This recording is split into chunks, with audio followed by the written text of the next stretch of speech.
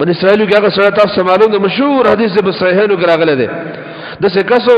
چې قتل 99 نفسا 99 کسان وجلو او په ولار تیرېدو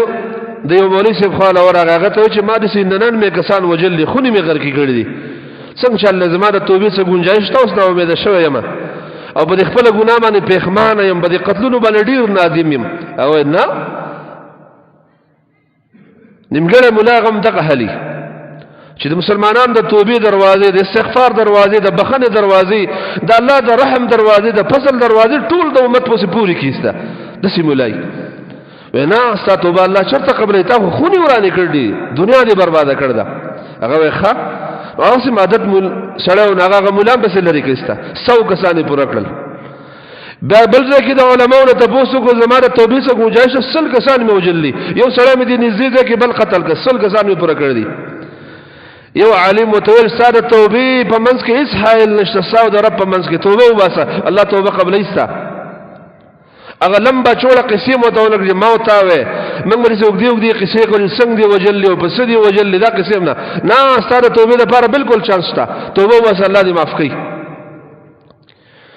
صحیح بخاری کې دا حدیث صحیح مسلم کې سړی بلار روان شو اگر سړی وته دا شرط ویلو په توبه کې چې دا کم کلی کې ته اوسېږي دا کلی به ته پرې دی په دې کلو کې به اوسېږي نه دا د ګناګارو د مجرمانو کلی او تعالی چې کم قتلونه په کوم علاقه کې شوی دي دا کلی به پرې دی او یو ځای وته خو د علماو کلی د نیکانو د صالحینو کلی وته خو د یو کلی ته بلار شي او توبه وس الله دې معاف کړي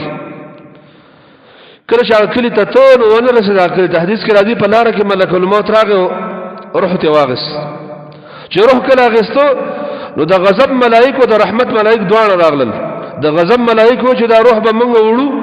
او سجین کې به لیکو دا سره ځکه دا غټ مجرم ده 100 کسان وجل 100 کسان د 100 کسانو قاتل له د رحمت ملائکه او سیبه دا خبره ټیک ده د 100 کسانو قاتل له خو پته راته چې اوس د توبې په نیت را روان دي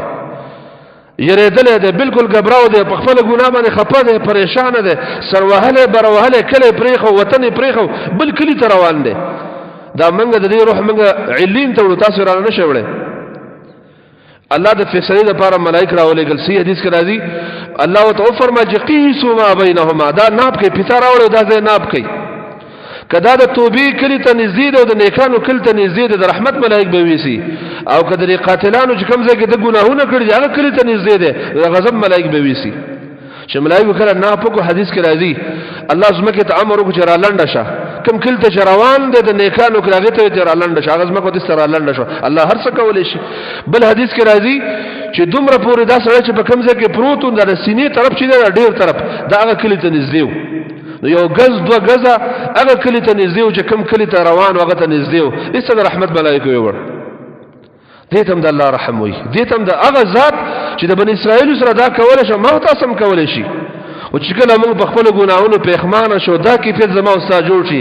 کله او د وطن د پرېښودلو کیفیت جوړ شو خپه شو او د علماو سره روزانه کینو ته بوسونه کو چې زمونږ ګناهونه څنګه چل بکیږي